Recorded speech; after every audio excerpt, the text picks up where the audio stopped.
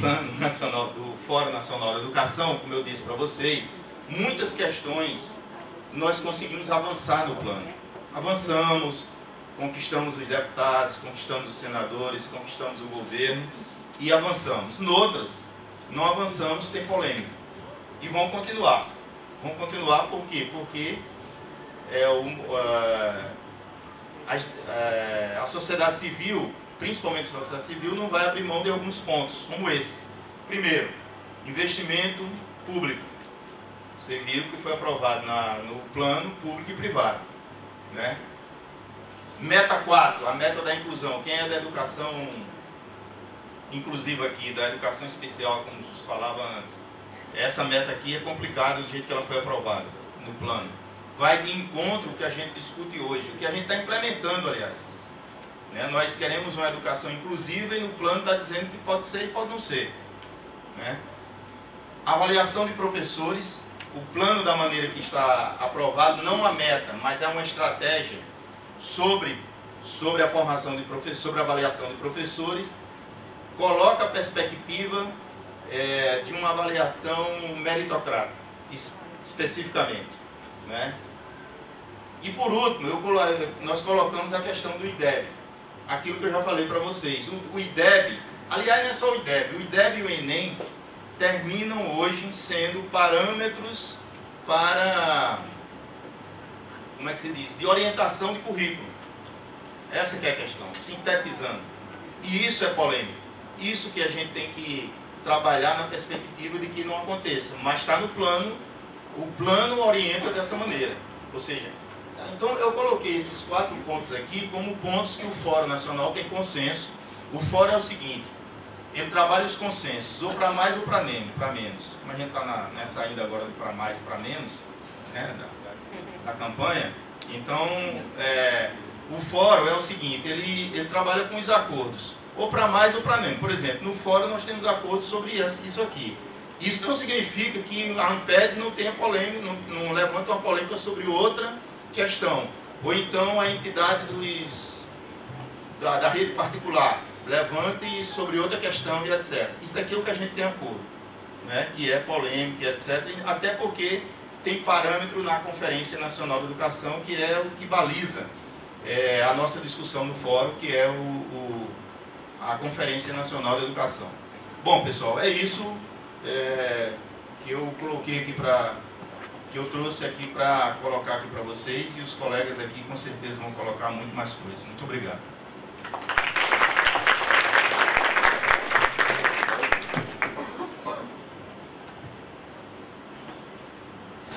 Passar a palavra para a professora Maria Margarida, presidente da ANPED. Boa noite. Bora, gente. Boa noite. Obrigada. Eu queria começar agradecendo o convite do pessoal aqui do FEPEM para essa participação aqui na sessão especial. E aí eu acho que é bom sempre a gente ter mais de uma voz, porque cada um vê por um lado, né, Chagas? Eu acho que é por isso que é bacana ter 3 pessoas tentando pensar a temática. Eu vou trabalhar um pouco a reflexão, não preparei slide, porque eu estava preocupado já há algum tempo de escrever um pouco a experiência, o que eu vivi em relação ao acompanhamento da aprovação do plano. Então eu queria que vocês tivessem um pouquinho de paciência, porque eu fiz um texto aqui, vou acompanhar esse texto, até porque se eu começar a falar, eu posso me desviar aqui e gastar mais do que 20 minutos, e aí o coordenador vai brigar comigo, como eu quase apanhei ontem na mesa de abertura também. Como é que eu fiz esse texto, né? Eu sou professora da área de História, então não tem jeito de eu não olhar essa temática do meu ponto de vista se não for fazendo essa relação das tramas, né, que envolveram a Constituição da Educação Brasileira quando produz e pensa conferências e planos. Então é um pouco isso que eu vou apresentar para vocês, do que eu tentei sistematizar. E eu queria ainda, antes de começar o texto propriamente dito, situar a vocês, né, caros pesquisadores, nós estamos aqui com jovens pesquisadores, graduandos de iniciação científica, nós estamos com mestrandos, doutorandos, pesquisadores já nos programas. Então eu fiz uma opção, né, que eu chamo de uma concepção epistemológica e política para tratar o tema que foi proposto. E eu fiz essa opção tentando trazer aqui para vocês o que eu entendo que é uma tensão entre as relações do Estado e da sociedade civil. Eu estou tratando então de uma concepção de Estado aí que eu acho que muitos de vocês já estudaram, que é a concepção gramsciana de Estado ampliado, né? E no meu ponto de vista, essa relação entre Estado e sociedade civil, a partir dela a gente pode retomar e reafirmar que o contexto que nós estamos vivendo, ele é um contexto de projetos de educação e de sociedade em disputa. E eu diria que só é possível tratá-lo no contexto atual, de novo retomando o Gramsci, só que o Gramsci, quando lá no início do século XX, ele olhando a situação da educação no seu país, né? E da própria situação política, do enfrentamento para aquele contexto que ele vivia na Itália, ele vai retomar de um romancista francês uma expressão que está muito presente nos vários livros aí dos cadernos do Cáceres, e ele faz uma referência para expressar como ele se sente diante da conjuntura política do seu país, e ele utiliza o pessimismo da inteligência e o otimismo da vontade. Alguém aqui já viu isso no Gramsci? Já leram isso? Pois é, eu estou um pouco movida por esse slogan também que o Gramsci adotou aí desse romancista francês. Essa posição do Gramsci, ela é também evidente quando ele analisa os temas essenciais à civilização moderna, dentre eles o racionalismo iluminista, o voluntarismo romântico. Sua crítica ao primeiro pelo ceticismo aristocrático e ao segundo pelo individualismo desordenado, repõe como alternativa a tentativa de conjugar de modo novo razão e vontade, criticismo coerente e capacidade de incidir nos processos reais do mundo. Eu penso que essa postura do Gramsci tem uma forte relação com o contexto que nós vivemos agora no país e o que ele ainda exige de nós. Então, pela própria composição aqui, eu imaginava mesmo que o Chagas traçaria um pouco para a gente esse percurso, né, do esforço que vem sendo feito na retomada da mobilização por via das conferências, a chegada e como é que isso desencadeia na questão da elaboração do plano, né? Então, eu vou me dedicar a explicitar um pouco a leitura da conjuntura de aprovação da Lei 13.005 de 2014 e deixar um pouco depois para as nossas reflexões os próprios desafios que estão postos para a CONAI em 2014, porque, na verdade, a CONAI que nós construímos era num contexto completamente adverso do que nós a viveremos, né? Vamos lembrar disso, que a gente tinha uma CONAI, sobretudo desenhada no âmbito de um Plano Nacional de Educação que já está em vigor, que é o que não ocorreu, né? Por outro lado, esperávamos também uma CONAI num contexto de um Plano Nacional de Educação em debate, em discussão, e lá em fevereiro, que também não aconteceu. Então, eu vou tentar colocar um pouco esse movimento para a gente pensar, chegando a CONAI no mês que vem, porque nós realizaremos essa CONAI, com certeza, né? O que vai nos mobilizar enquanto delegados, né? Enquanto Fórum Nacional, e depois o que isso pode replicar no âmbito dos nossos fóruns estaduais e municipais para pensar o Sistema Nacional de Educação. Então é aí que eu vou ao texto e eu estou chamando o novo Plano Nacional de Educação e os desafios para a próxima década. Eu vou começar com uma citação do Cury para a gente pensar um pouco como é que o Cury trata essa questão da lei. O Cury fala assim: a importância da lei não é identificada e reconhecida como um instrumento linear ou mecânico de realização de direitos sociais. Ela acompanha o desenvolvimento contextuado da cidadania em todos os países. A sua importância nasce do caráter contraditório que a acompanha. Nela sempre reside uma dimensão de luta. Luta por inscrições mais democráticas, por efetivações mais realistas, contra descaracterizações mutiladoras, por sonhos de justiça. Todo o avanço da educação escolar, além do ensino primário, foi fruto de lutas conduzidas por uma concepção democrática da sociedade em que se postula ou a igualdade de oportunidades ou mesmo a igualdade de condições sociais. Inicio o nosso diálogo aqui sobre o Plano Nacional de Educação, a Lei 13.005, aprovada em julho deste ano, com as reflexões do professor Cury. Esse pesquisador do campo da educação como direito chama atenção a dois aspectos importantes quando pensamos nas questões legais no Brasil. Primeiro, ele ressalta que toda lei é fruto de luta dos atores sociais na defesa de uma causa. A isso, devemos estar atentos, pois as matérias das quais se ocupam nossos vereadores, deputados e senadores dentro de uma república federativa são resultantes efetivas dos interesses de diferentes atores sociais. Segundo, ele afirma, no caso da educação, tudo que alcançamos até o momento foi resultado dessas lutas em prol da garantia da igualdade de oportunidades. Revisitar essas lutas, do ponto de vista histórico, ajuda a situar quais serão os principais desafios postos para este plano da próxima década. A opção que faço nessa explicitação histórica da luta pela garantia de igualdade de oportunidades educacionais não desconsidera os esforços existentes nos contextos das décadas de 1930, porque nós somos herdeiros nessa luta em defesa da educação pública desde o Manifesto dos Pioneiros de 32, que vai ser retomado no Manifesto de 1959. Todavia, aqui eu gostaria de partir efetivamente do que se materializou com a primeira Lei de Diretrizes e Bases da Educação Nacional, a Lei 4.024 de 61, pois aquele processo repõe muito do que passamos de 2010 a 2014, que foi o período efetivo de tramitação deste novo Plano Nacional de Educação. Em entrevista ao site da ANPED sobre o tema, nós da ANPED fizemos um movimento intenso aí de envolver os nossos pesquisadores no acompanhamento da tramitação do plano, e tivemos vários pesquisadores, está lá no site isso, vocês podem retomar, fazendo depoimentos sobre alguns aspectos da tramitação do plano. E o Dermeval Saviani foi um dos nossos entrevistados, até o João, está aqui, né? João que fez aí a entrevista, colocou postado lá no site.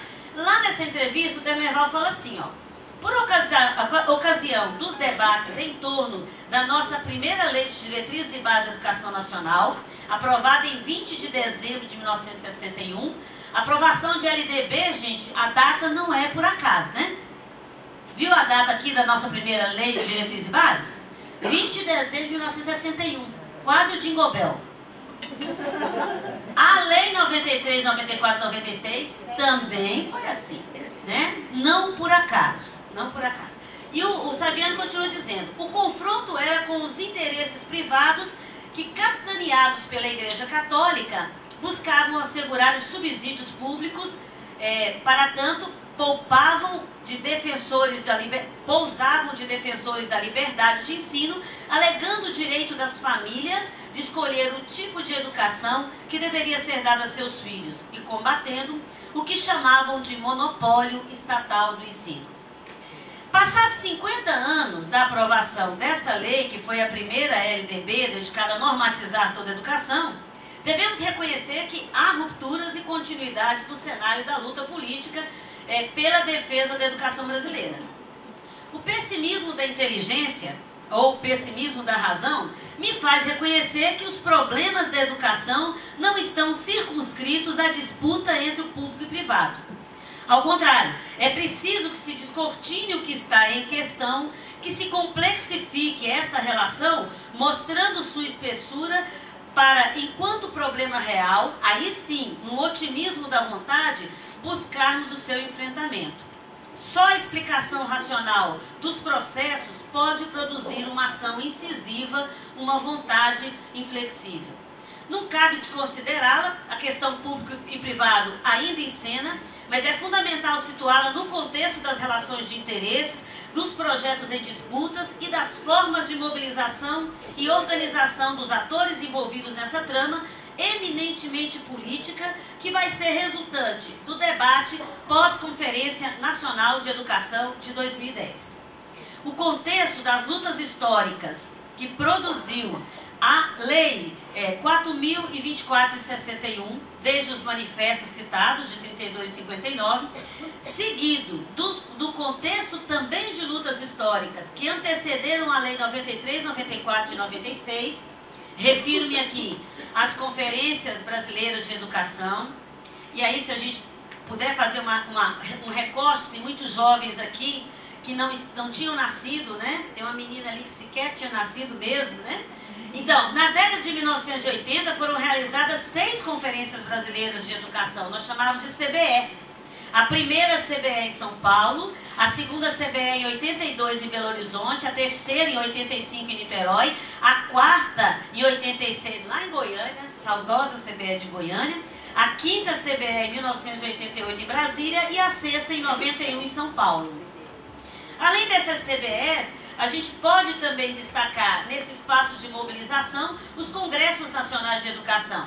Foram realizados 5 Congressos Nacionais de Educação, chamados CONEDES, o primeiro em 96 em Belo Horizonte, o segundo em 1997, também em Belo Horizonte, o terceiro em Porto Alegre em 99, o quarto em 2003 em São Paulo, o quinto em 2004 em Recife.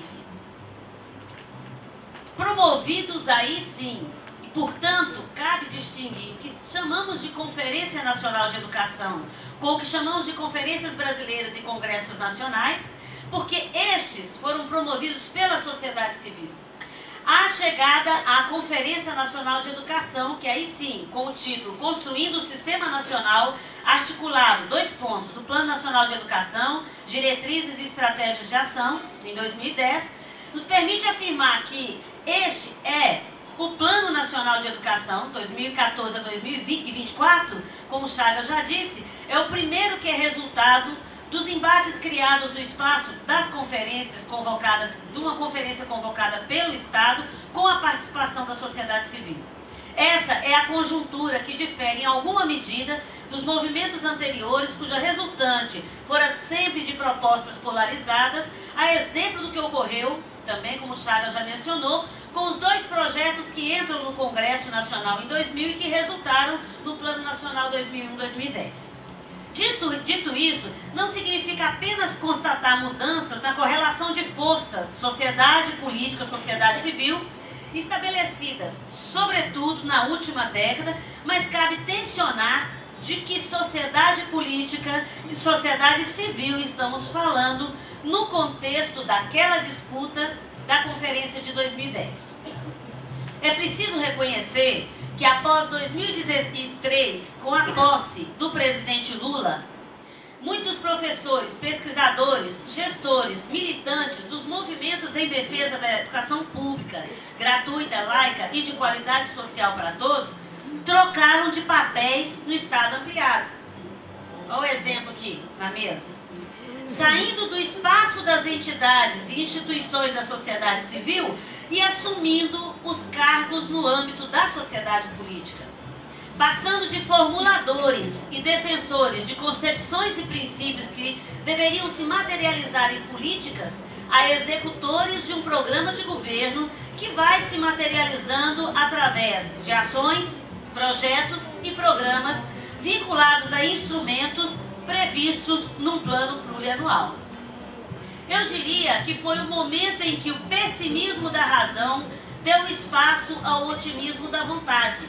E a pauta da educação, sobretudo no Ministério da Educação, se viu tensionada de alguma forma.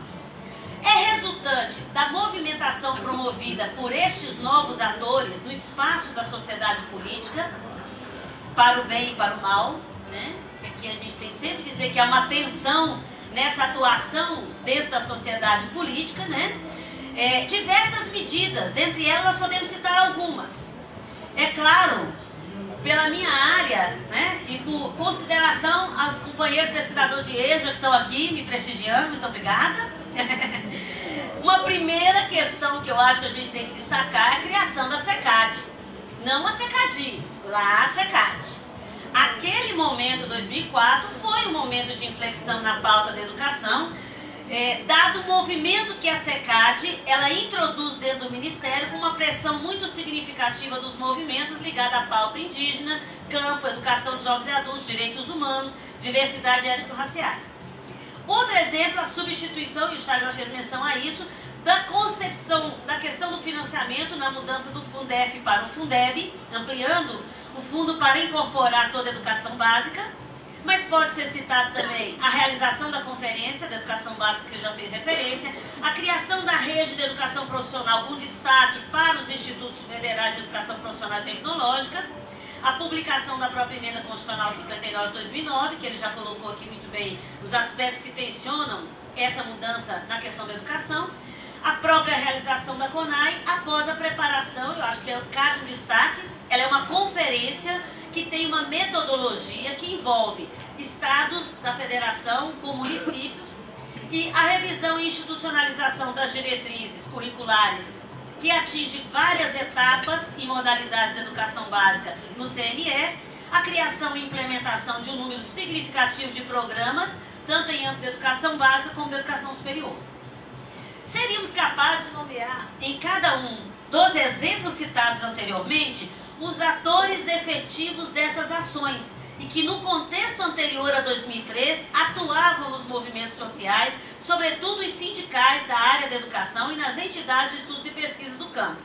Portanto, reforço a compreensão de que houve um deslocamento dentro do Estado ampliado que só foi possível graças a uma conjuntura histórica que o fortaleceu, que o favoreceu.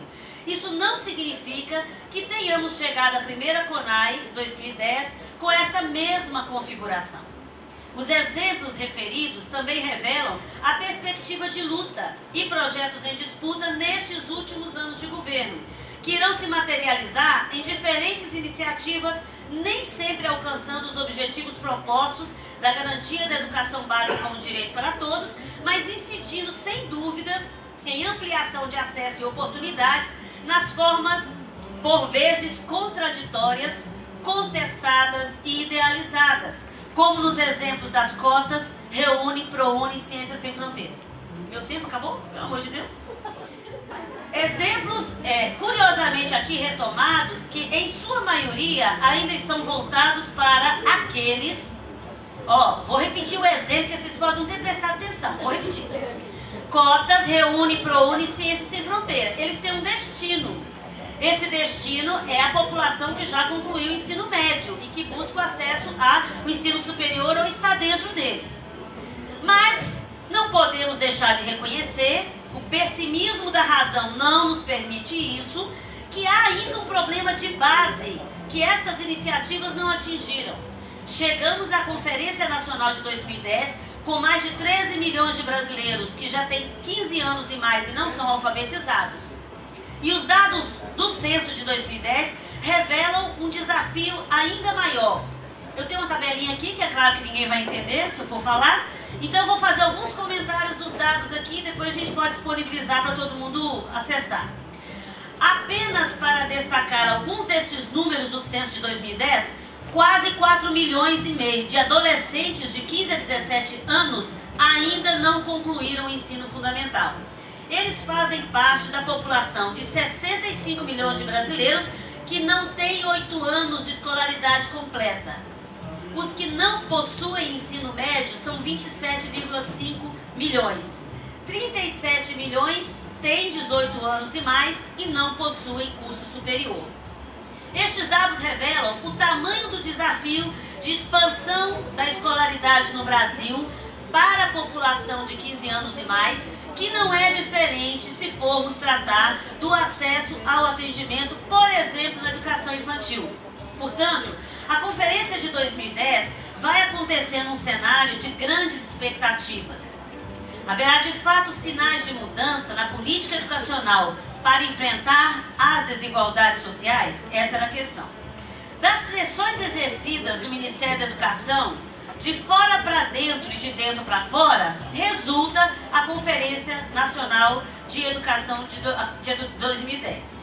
A metodologia de mobilização desenhada é de conferências intermunicipais, conferências estaduais e nestas a retirada dos delegados para a Conferência Nacional. A mesma dinâmica utilizada agora na Conferência 2014. O acesso ao site da CONAI nos coloca diante da construção dessa conferência, desde a sua formulação, o documento, até o documento final aprovado na Assembleia. Lá também estão os palestrantes que assumiram os colóquios e os principais debates explicitados nos documentos produzidos para contribuir nos debates. Aqueles que participaram dos debates no interior da CONAI 2010 são unânimes em afirmar que havia uma sintonia muito clara em várias das questões centrais que nortearam a conferência, sobretudo no que concerne a defesa da educação pública, da ampliação do financiamento para a educação, da formalização do Sistema Nacional de Educação articulado, embora não estivesse muito claro o que efetivamente esse termo representava. Enfim, parecia que a única questão em disputa estava no conjunto dos debates feitos no eixo 6 da conferência, onde se reuniram todas as pautas relativas à diversidade.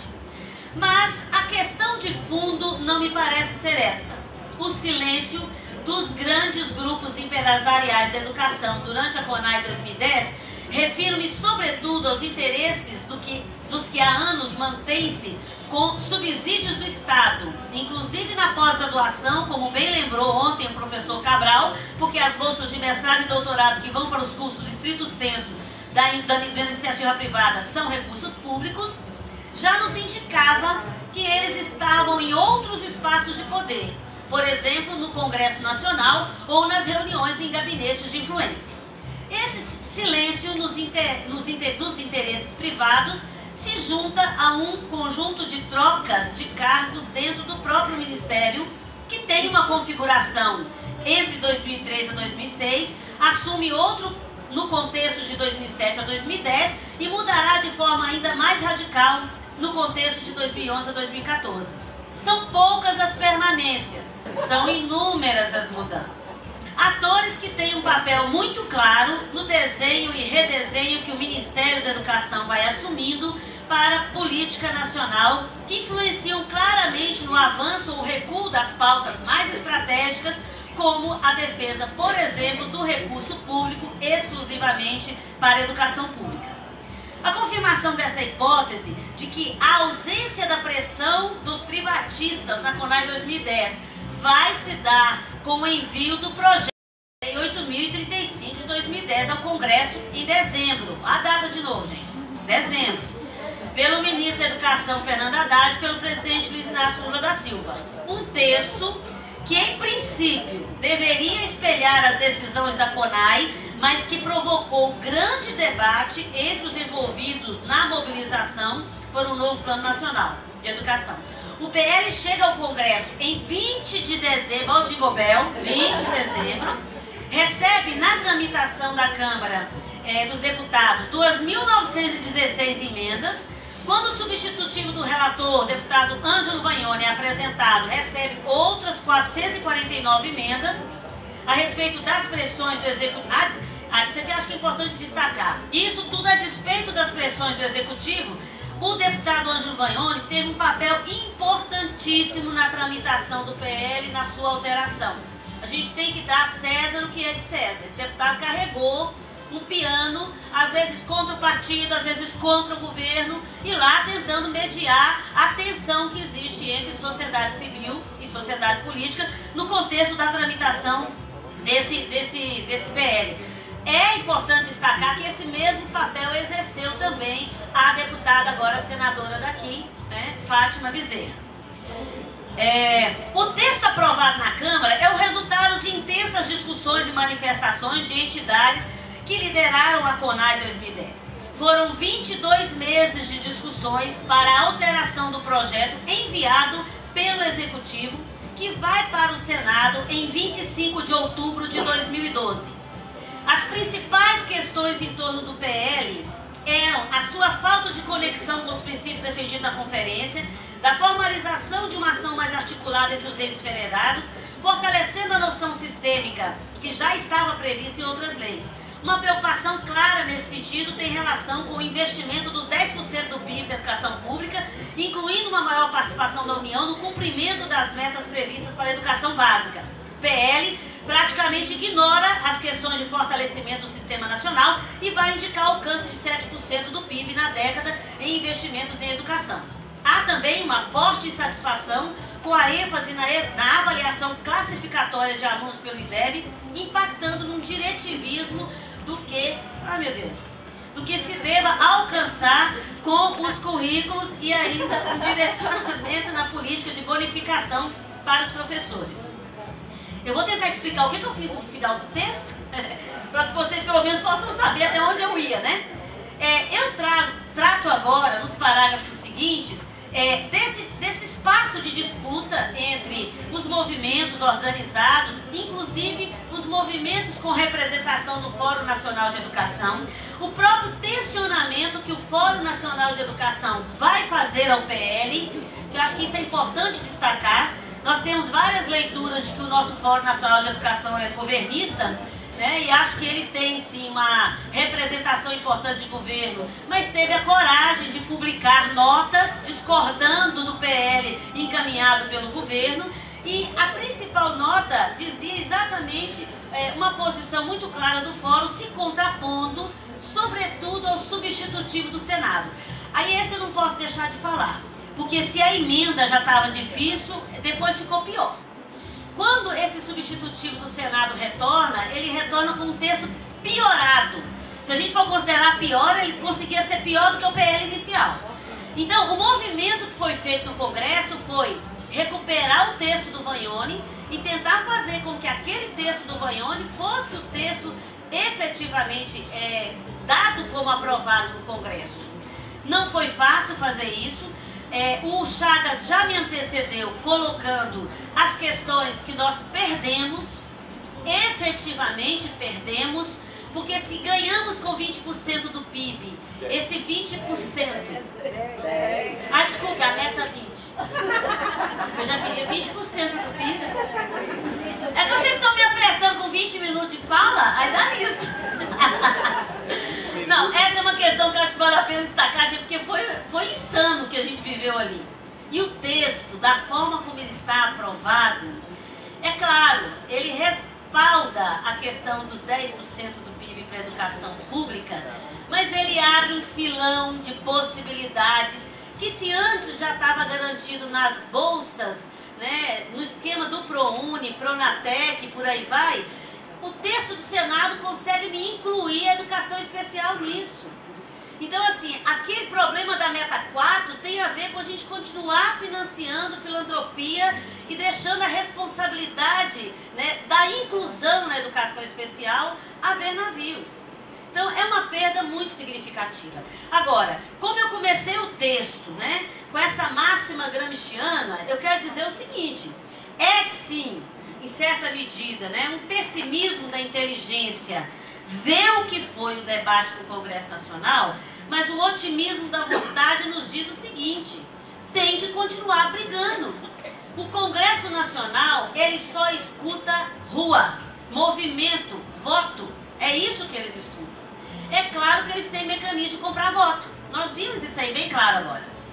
Se formos pautar uma reforma política que possa alterar essa lógica, precisamos continuar acreditando e fortalecendo os nossos movimentos organizados. E eu chamo muito a atenção aqui ao movimento estudantil, que teve uma presença muito significativa na aprovação do plano e no movimento das eleições desse ano, e quero dizer que o nosso movimento de professores não pode ser diferente. Então, é uma lei que, sem dúvida, ela dá passos para diante daquilo que nós tínhamos. Concordo com o Chagas quando ele diz isso.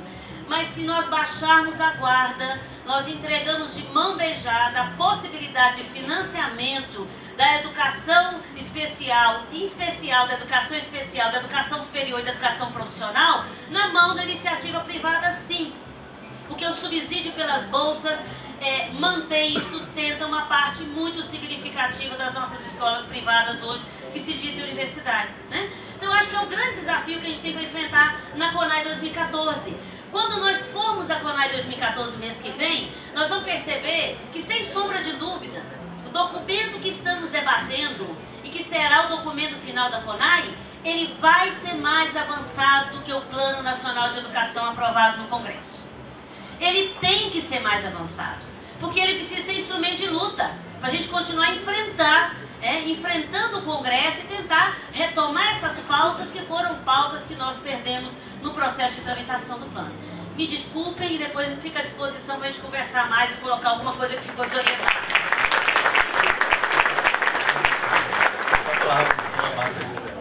Eu vou tentar ser o mais rápido possível para que a gente ganhe tempo e possa trazer as questões que vocês têm aí, as inquietações que a gente tem. A minha fala, como a Margarida colocou, eu não vou trazer esses aspectos históricos, mas vou me basear muito mais nas perspectivas que a gente tem aprovado o plano e em alguns desafios que eu considero e avalio, e vocês podem dizer que eles não são aqueles desafios que realmente existem, mas eu acho que tem algumas coisas que a gente precisa pensar um pouquinho sobre elas.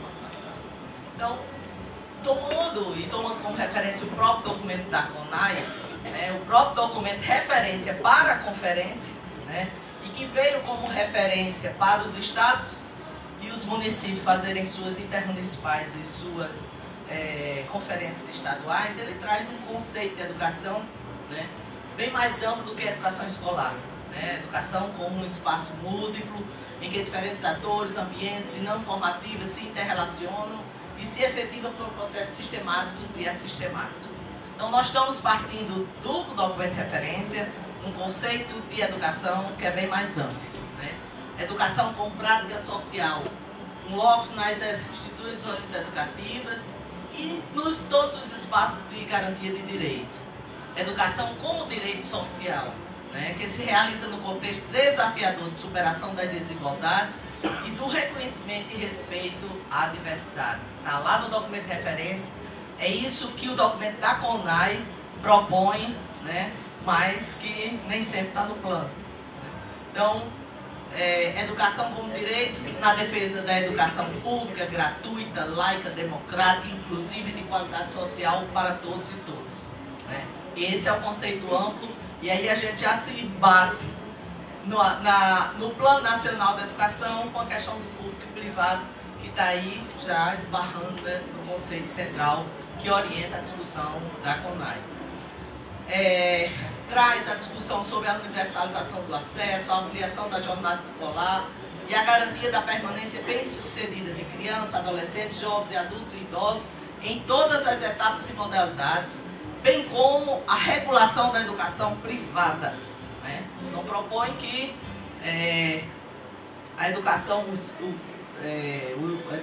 pública vá financiar a privada, mas que o Sistema Nacional ele regulamente essa educação. Traz a questão da avaliação, que Chagas também colocou, e é uma preocupação grande, uma avaliação formativa e sistêmica, uma avaliação não só da aprendizagem do aluno, mas das políticas, dos programas e das ações. E pretende considerar não só o produto da prática social, mas todo o processo educativo. Então, essa é uma questão forte do documento de referência. Nas orientações para as conferências, foram questões que foram debatidas e que foram levadas em considerações nessas referências. E aí, a gente tem pautado nesses pressupostos, nessas discussões, o que é que nos traz o Plano Nacional da Educação. A perspectiva para a educação, e eu acho que é uma perspectiva de muito trabalho. E como Margarida falou, de muita mobilização. E como a gente está acostumado já, de muita participação, porque nós não vamos conseguir fazer isso nos estados e nos municípios. Muitas dessas metas são voltadas para a educação básica, de responsabilidade dos estados e municípios, e nós não vamos conseguir fazer isso se não tivermos também uma grande mobilização e organização nos estados. Traz a questão da ampliação da oferta de 0 a 3 anos, a universalização da oferta de 4 a 7 anos, a garantia de oferta da modalidade educativa, EJA, educação inclusiva, a ação planejada, coordenada, envolvendo diferentes entes federados, em consonância com o PNA e demais políticas e planos decenais. Pode passar. A ampliação da matrícula da população de 18 a 24 anos nas instituições de ensino superior, atingindo mais de 30% da taxa líquida, universalização do acesso a esse nível para atingir 50% da taxa líquida, expansão e democratização da educação básica e superior, tem que falar de carreirinha. Políticas de interiorização de educação do campo, políticas afirmativas de permanência da educação básica e superior, inclusão dos segmentos menos favorecidos economicamente na sociedade, com êxito na conclusão dos estudos.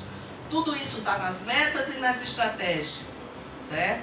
E traz embutida toda essa perspectiva que se coloca hoje com o Plano Nacional da Educação, naquilo que nos estados e no município nós vamos ter como responsabilidade e como definição. Pode passar.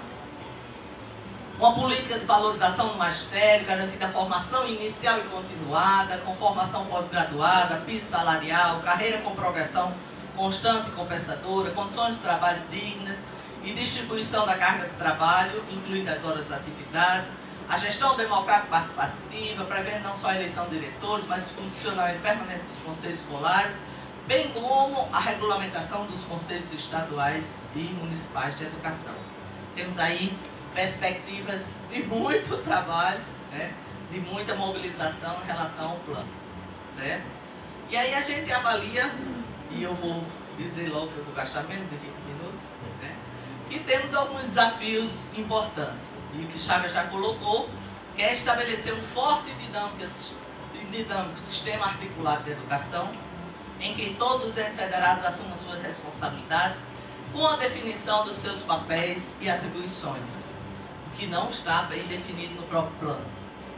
Certo? Nós não temos isso bastante claro na atribuição do que significa, do que é do município, do que é do estado, do que é da nação, né, do governo federal, naquilo que é responsabilidade da nação. E de como a própria nação vai adotando medidas indutoras e propositivas, né, para que, de certa forma, ela faça acordar os estados e municípios. Isso a gente tem sentido, a professora Ruth, que está aqui, que é avaliadora, né, no Rio Grande do Norte, da discussão do plano, ela é da Comissão de Sistema de Mobilização, e ela tem acompanhado e visto a dificuldade, especialmente dos governos municipais, naquilo que está estabelecido nas metas. Pelo menos no estado do Rio Grande do Norte, não sei como é que está no estado de vocês, mas no estado do Rio Grande do Norte, isso tem sido uma grande dificuldade, né? Na perspectiva de como os municípios, inclusive, não se apropriaram da responsabilidade e das possibilidades e das perspectivas que tem o Plano Nacional da Educação. Então, esse é um grande desafio nessa discussão da colaboração, da participação e da criação desse sistema, no sentido das medidas que serão adotadas para a execução do plano.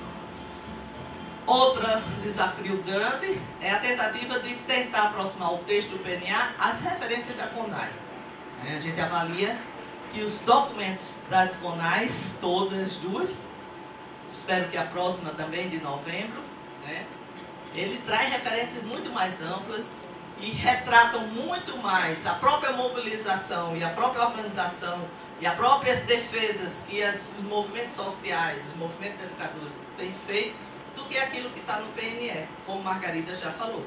Então, esse é o desafio de como nós vamos traduzir todo o movimento. E aí o fórum, na sua configuração, traz todas essas entidades representando, tanto nos estados como no município, para fazermos, através das políticas ou através de outras estratégias, a aproximação com aquilo que está no texto da CONAI, mas que não está no PNE. Né? Fortalecer os canais de participação da sociedade civil por meio do Fórum Nacional da Educação, e aí nós temos sim que ter um movimento de fortalecimento desse fórum. O professor Chagas é o presidente, mas nós não podemos deixar de reconhecer a importância que tem esse fórum na perspectiva da organização desse movimento para a implantação das metas do PNE, articulado aos fóruns estaduais, distrital e municipais. Então, pelo menos no estado do Rio Grande do Norte, nós não temos um único fórum definido. O Fórum de Natal fez um movimento agora e começou a estabelecer, tem dois grupos. Tem Lages e tem Acari, que vai se estabelecer agora. Mas são 167 municípios e nós temos ainda um movimento muito frágil na mobilização do fórum. Até contradizendo com a dificuldade que nós tivemos com a própria SAS, né, que orientava muito mais a criação de comissões do que a criação dos fóruns. Isso desmobilizou, de certa forma, o próprio movimento, né, de organização dos fóruns municipais, pelo menos no estado do Rio Grande do Norte. E, dessa forma, consolidar as inter-relações estabelecidas entre o Fórum Nacional e os fóruns estaduais, distritais e municipais. Certo? Estabelecer um projeto de formação política de participação da CONAI, e aí eu acho que não dá para a gente pensar só na realização da comissão, mas nós temos que preparar politicamente a formação dos delegados para que realmente os objetivos que estão lá colocados no plano, eles se efetivem, que é de acompanhar e avaliar a deliberação da CONAI 2010, isso foi do documento de referência, verificando seu impacto e proceder nas atualizações necessárias para a elaboração da política nacional e avaliar a tramitação e a implementação do PNE na articulação do Sistema Nacional da Educação e no desenvolvimento das políticas públicas educacionais. Então, esse projeto, né, de formação, ele precisa ser pensado na perspectiva do que é que a gente, nos estados e nos municípios, nós temos que estar qualificando o debate, certo? Dos educadores de forma geral, e aí os fóruns têm essa importância, porque existe uma comissão de sistematização e de organização que tem a perspectiva de realizar seminários, de realizar diagnósticos, de realizar trabalhos que qualifique a discussão sobre o PNE, que qualifique a discussão sobre o documento da CONAI, que reflete muito mais o movimento do que o próprio PNE, para que a gente consiga avançar no sentido de que essas metas realmente sejam implantadas em todo o país, em todos os seus municípios, no Distrito Federal, todos os estados, e reflita a melhoria da qualidade da educação, a melhoria do sistema em seu conjunto. E era isso, só para a gente começar o debate. Muito obrigada.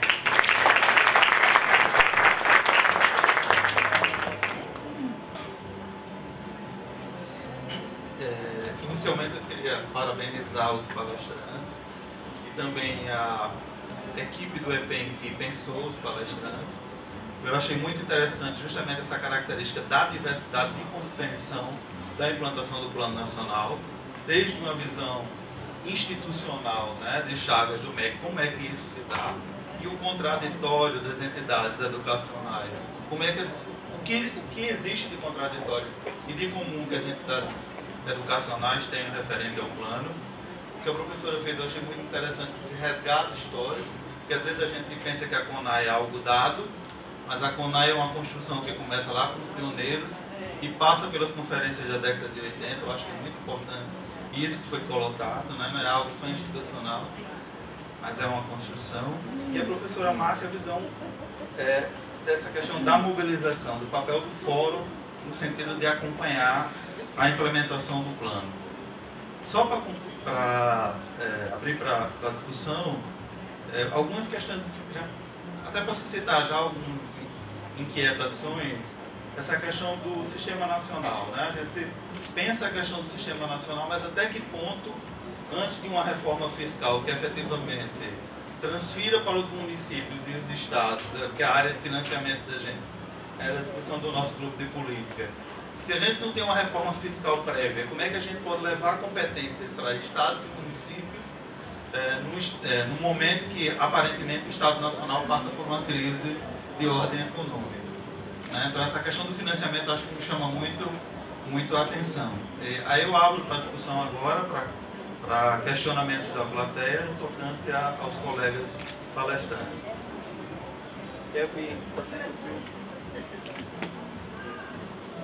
Eu sou Orlando Souza, sou da Universidade Federal do Pará, sou delegado à CONAI, tenho, na verdade, tido uma militância muito grande nesse processo no Pará e sou, na verdade, compreendo essa dificuldade que nós temos. Agora, eu acho que a principal questão que eu queria colocar, e corroborando com todas as reflexões, é o seguinte: nós temos um problema claro nessa perspectiva do regime de colaboração da cooperação federativa.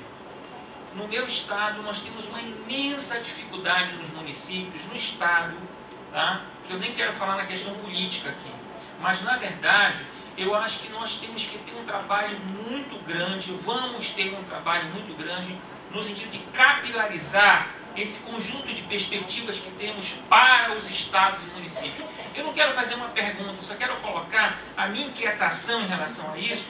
Por quê? Porque de uma maneira ou de outra a gente luta muito no plano nacional, faz um conjunto de legislações, de orientações legislativas, de debates específicos, estamos nessas entidades. Agora, isso para chegar no município, para se capilarizar, é uma dificuldade muito grande. Então acho que eu queria colocar como um grande desafio para todos nós essa perspectiva.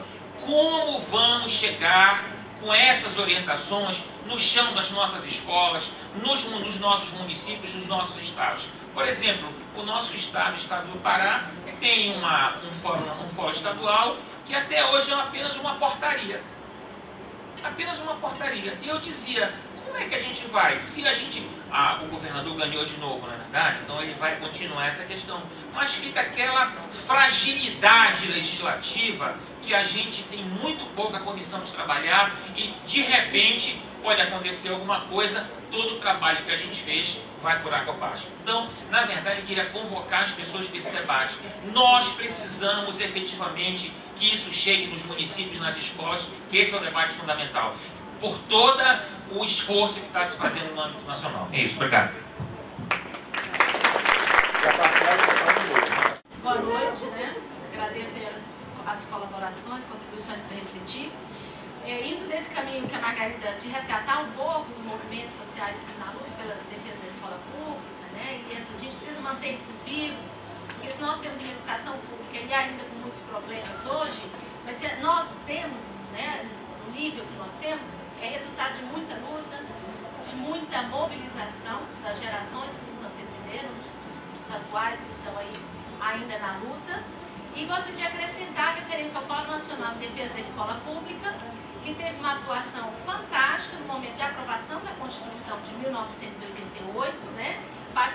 Articulada com as conferências. Então é um movimento que vem da sociedade civil, congregando entidades que têm uma proposta, inicialmente não consensual, mas conseguiram acordar, definir princípios de luta.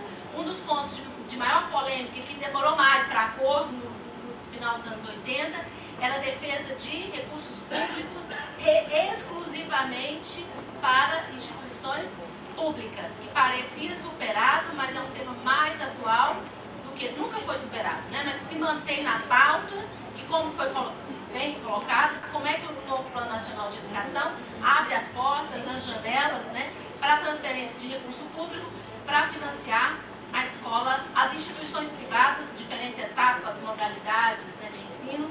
E eu queria discutir um pouco essa questão dessa relação Estado-sociedade civil e como é que a gente pensa o Fórum Nacional de Educação como espaço de luta. Esse espaço de luta está no âmbito do Estado em sentido estrito. Para que esse espaço seja um espaço de luta, nós temos que organizar nossas entidades da sociedade civil, e eu digo do campo do trabalho, porque os empresários, eles também têm as suas entidades que se organizam, se mobilizam, articulam, pressionam, presenteiam, compram e convencem, né? Ou são os próprios parlamentares e empresários que estão lá, são eleitos, né? Estão assumindo cargos eletivos.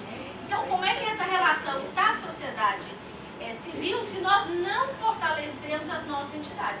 A única possibilidade, na minha concepção, do Fórum Nacional ser uma instância de discussão e que está de conflito, de confronto de concepções, é se as nossas entidades da sociedade civil, como autônomas em relação ao Estado, estiverem fortes o suficiente para fortalecer esses espaços de debate. Porque se as nossas entidades, tanto sindicais quanto acadêmicas, eu penso, e diferentes outros tipos, forem uma pessoa, duas, três, a força da interlocução e do debate, ela não existe. Então, pensar um pouco essa possibilidade de disputa e pensar um pouco a eleição nós saímos agora, né? Estamos alguns comemorando, outros não, outros preocupados, diferentes posições aí, mas como é que fica a eleição, reeleição da presidenta, né? Nesse contexto de disputa, apostar nesse governo, como é que se manifesta esse confronto? Eu tenho dificuldade de perceber se existem dois projetos, se eles estão articulados mais ou menos, e como é que fica essa salada. E a luta pelo direito à educação, à dignidade humana, e há muitas outras políticas sociais no país ainda tão pobre e tão miserável, que são questões que nós precisamos enfrentar. Boa noite. Bom, eu sou Raimunda, moro no município de Castelo do Piauí, fica no interior do estado do Piauí. O Plano Nacional, suas demandas, não é o meu tema de estudo nesse evento, mas sou presidente do Conselho Municipal de Educação e, diante das demandas, da discussão, me interessou participar do evento. A minha pergunta é o seguinte: considerando a morosidade que existe por parte dos gestores públicos e dos fóruns municipais de educação em municípios como os meus, qual o papel do Conselho Municipal de Educação diante dessa questão? Primeiro, o nosso coordenador da mesa, o professor Gilmar, colocou duas questões que, sem sombra de dúvida, não dá para não esgota numa discussão como essa aqui, que é a questão do sistema e a questão do financiamento. Primeiro é o seguinte: quando nós provocamos a questão do sistema em 2008, com a Conferência de Educação Básica, só para lembrar para vocês, o tema da Conferência de Educação Básica era o Sistema Nacional Articulado de Educação. E nós propusemos colocar a palavra articulado para polemizar mesmo. Porque se é sistema, não precisa colocar articulado, é redundância, né? Todos nós sabemos disso.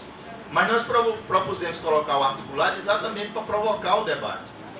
E por que isso? Porque naquela época eu era do Conselho Nacional de Educação. E geralmente, antes das reuniões começarem, reuniões formais do Conselho Nacional de Educação, a gente fazia um debate sobre o sistema. Não tinha jeito. Porque todo conselheiro que ia dar um parecer, ele vai dar um parecer. E aí? E se cumpre lá no Estado, e o Conselho Estadual segue, e o Conselho Municipal como é que faz? Então, geralmente, toda reunião do Conselho Nacional de Educação se trazia o debate do sistema. E para completar, lá tinha um ex-ministro da Educação. Na minha Câmara, o Murilo Ringo, foi ministro da Educação e era do Conselho Nacional de Educação. Aí, meu amigo, o debate era uma beleza. Bom, então eu estou colocando isso por quê? Porque a Constituição, ela fez uma previsão de sistema. Ela fez, porque o artigo 23 diz que nós temos um Estado federado com 3 entes e que deve fazer educação em regime de cooperação entre os 3 entes federados. Mas não disse como. É aqui que está o nó. A questão está aqui no artigo 23. Nós, desde 88, com a Constituição aprovada, não regulamentamos o artigo 23. O que o plano, naquela minha tela você colocou, o que o plano diz? Que em 2 anos, o prazo é 2 anos, deve ser regulamentado o Sistema Nacional de Educação.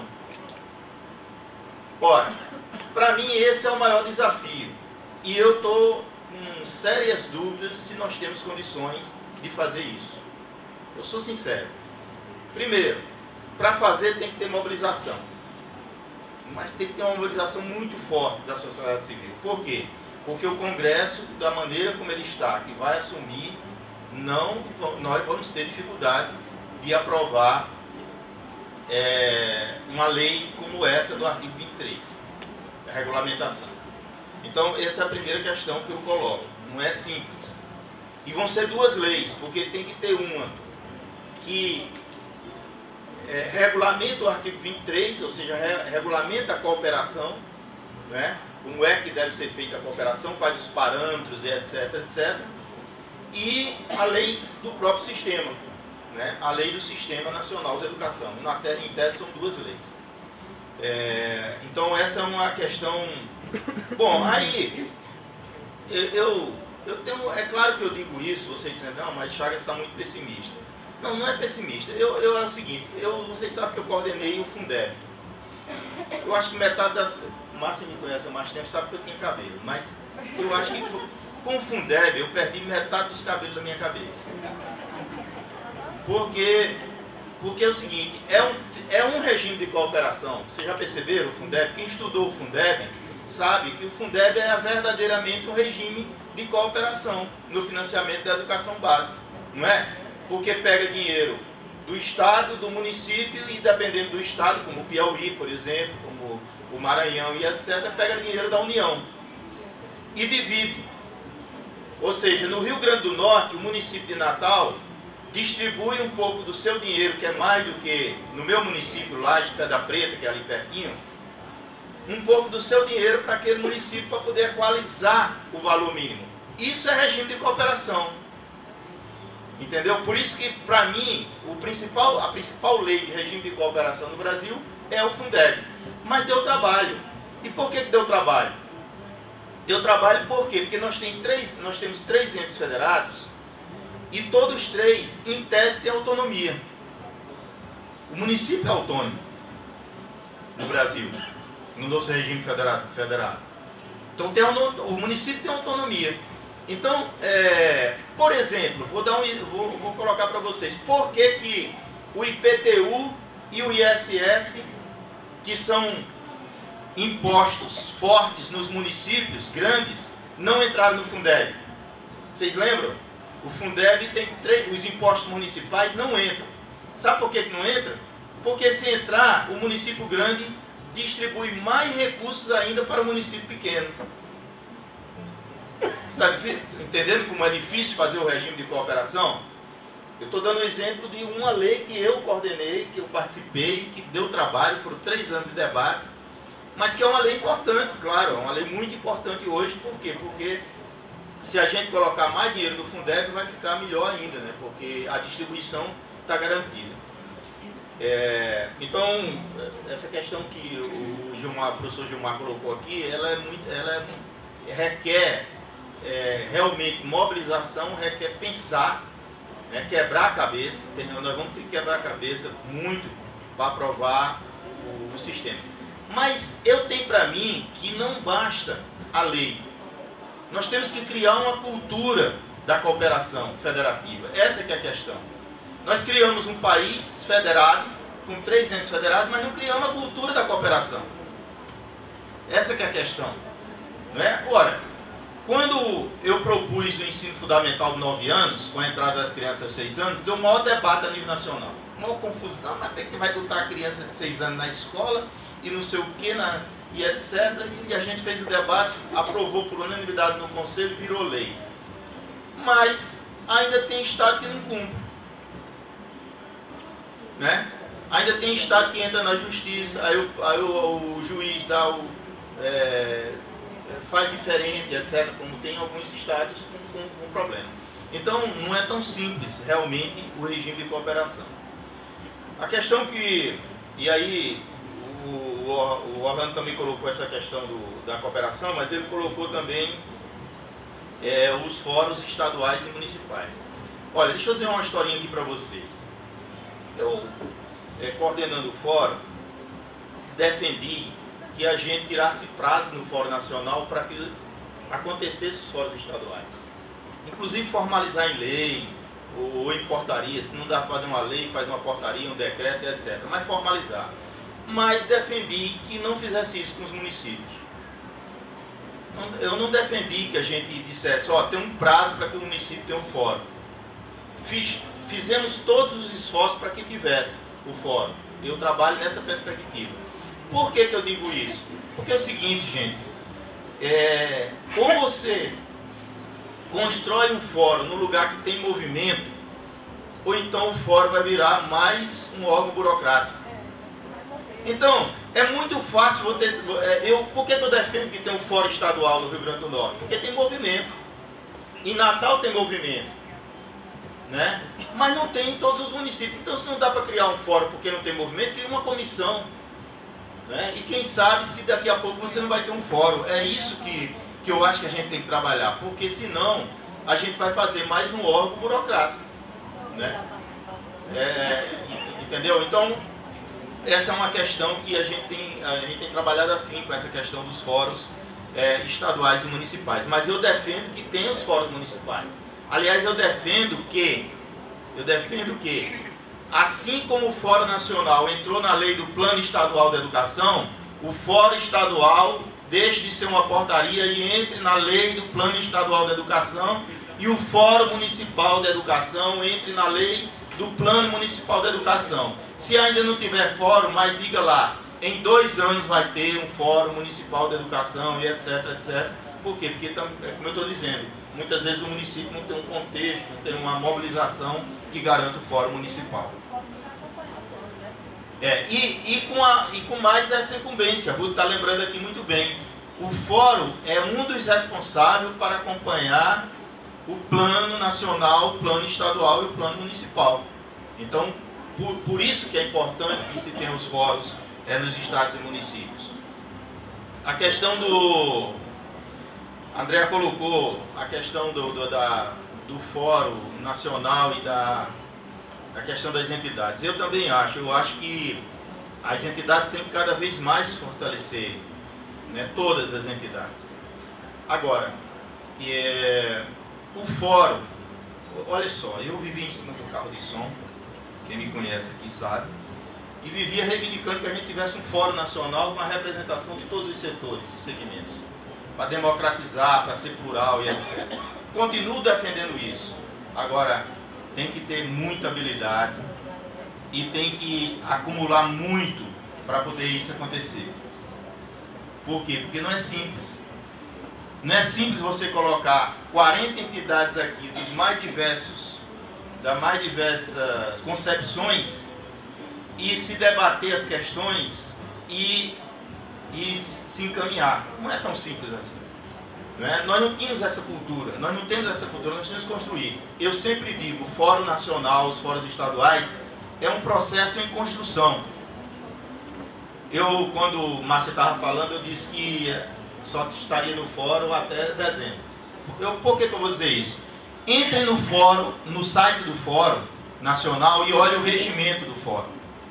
O regimento está modificado, a gente fez uma atualização dele, uma discussão, Margarida fez parte inclusive da comissão, e nós aprovamos uma reorganização do regimento do fórum. O que a gente colocou lá? A gente colocou lá que deve ter alternância na coordenação do fórum entre governo e sociedade. Eu fui aprovado, eu não fui colocado lá pelo governo, não, o fórum me aprovou para eu coordenar o fórum por unanimidade, ok. Mas para evitar que sempre o governo, por exemplo, seja coordenador, o que a gente colocou lá? Alternância. O fórum, de 4 em 4 anos, muda a coordenação do fórum, por exemplo. Isso é muito importante. Em dezembro termina o meu tempo e a gente vai eleger, aí já vai ser uma pessoa da sociedade civil, a coordenação do fórum. Entendeu? Para poder a gente fazer uma dinâmica diferente em relação à participação. E sobre os conselhos, pessoal, eu sou meio suspeito em relação aos conselhos, porque quando eu fui secretário de Educação Básica, não sei se vocês lembram, eu trabalhei na questão da gestão democrática, trabalhamos com 4 eixos. Um eixo, criamos o Pradime para apoiar e formar os dirigentes municipais de educação. Criamos um outro programa, Pró-Conselho, para fortalecer e criar conselhos municipais de educação. Terceiro, criamos um programa para fortalecer os conselhos escolares. Quarto, criamos um programa para os diretores de escola chamado Escola de Gestores. Ou seja, nós criamos 4 programas dentro do eixo Gestão Democrática para tentar avançar em relação à participação. E o Pró-Conselho, se vocês pegarem os caderninhos do Pró-Conselho, estão atualizados, etc, porque o programa continua, ele trabalha na perspectiva do fortalecimento dos conselhos municipais de educação. O problema qual é? O problema é que nós temos um problema que não é do Conselho Municipal de Educação só. Aqui é outro debate importante. O problema é do Conselho Municipal, dos Conselhos Estadual e do Conselho Nacional. Nós temos um problema sério. Nós não temos um sistema articulado no Conselho Nacional com os Conselhos Estaduais e Conselhos Municipais. Esse que é o problema. Então, essa é uma questão que tem que entrar na lei do Sistema Nacional de Educação. Eu não estou dizendo que o Conselho tem que ter como é que a gente chama? superioridade, não é isso, hierarquia. Não estou falando que tem isso. Agora, tem que ter algumas regras, alguns parâmetros, né? O Conselho Nacional define algo em relação ao LDB. Ora, no mínimo no Estado tem que o Estado trabalhar na mesma perspectiva, etc. Ou seja, ter uma articulação entre o Conselho Nacional, os Conselhos Estaduais e Conselhos Municipais. Eu conheço muitos Conselhos Municipais que funcionam muito bem. Aliás, tem município que o Conselho Nacional, o Conselho Municipal funciona tão bem que nem precisava de fórum, porque o Conselho dá conta. Já é um conselho representativo, você já sabe quem representa, não é nem como o Conselho Nacional. Olha só o Conselho Nacional, são 24 membros. Diz lá que 12 é da sociedade civil e 12 é do governo. Só que a ANPED indica um nome para lá, mas se o presidente quiser, ele aceita o nome. Se ele não quiser, ele bota outro. Olha só. E quando a pessoa está lá, e quando a pessoa está no Conselho Nacional de Educação, é como se ela fosse um expert. Ele não representa. Hoje não. Hoje a gente mudou um pouco. Já tem pessoa lá que diz mesmo assim, olha, eu estou aqui representando a sociedade civil porque eu fui indicada por tais e tais entidades. Hoje a gente já vê isso. O professor Erasto faz isso, o professor Luiz Dourado faz isso, a professora Márcia Ângela, que agora entrou no conselho, faz isso. Mas tem gente que quando chega no conselho parece que não vem de nenhum lugar. Não vem de nenhum lugar. Então, isso tem conselho municipal que já funciona bem direito, bem legal, dessa maneira e etc, etc. Bom, pessoal, é isso. Acho que o Chaga já comentou uma parte das coisas, né? Eu acho que a gente tem um dilema aí que o Gilmar estava comentando e que tem a ver com a questão que o Orlando está dizendo, né? Que a gente vai ter que enfrentar a questão da lei de responsabilidade fiscal, não tem jeito, né? Houve um debate que fala e discute a questão da lei de responsabilidade educacional, o que isso pode impactar, o que isso pode, de fato, contribuir, porque a grande preocupação de quem está lá na ponta, como você está dizendo, do município, né? É que assim, a gente continua numa federação que ela é muito desigual. Né? Se são 70 municípios desse país que tem uma arrecadação que de fato pode representar a sua sustentação, é muito. No universo de mais de 5 mil. Então eu acho que essa é uma questão que a gente não tem como fugir. Agora, Orlando, o que eu acho que é importante a gente lembrar nisso é porque também nós não podemos abrir mão de enfrentar a pauta econômica no país. Porque dela depende parte muito significativa da virada que a gente quer dar em relação à qualidade da educação. Durante muito tempo, a gente da pauta da educação, professores, nós mesmos pesquisadores, tivemos muita resistência com questão de financiamento. E essa é uma questão clara que se expressa no conjunto de pesquisadores da nossa área que domina a questão do financiamento. É um tiquinho de gente acima. Então, acho que também cabe a nós entendermos que essa dinâmica de alteração, que é uma dinâmica de construção coletiva, acho que foi muito bom, André, ter lembrado a questão do fórum, vou fazer questão de rever no texto, retomar a discussão, porque se a gente olha a trajetória do Fórum em Defesa da Escola Pública, a gente percebe exatamente uma tensão muito explícita entre que foi o primeiro movimento dele, que tem um impacto na Constituição de 88, que tem um impacto na LDB de 93, mas que perde por completo a batalha no que aconteceu com o Senado, né, André? Então, acho que tem isso mesmo, são os contraditórios, a luta que a gente vai fazendo, e às vezes um certo desencanto, que parece que a gente nada e morre na praia.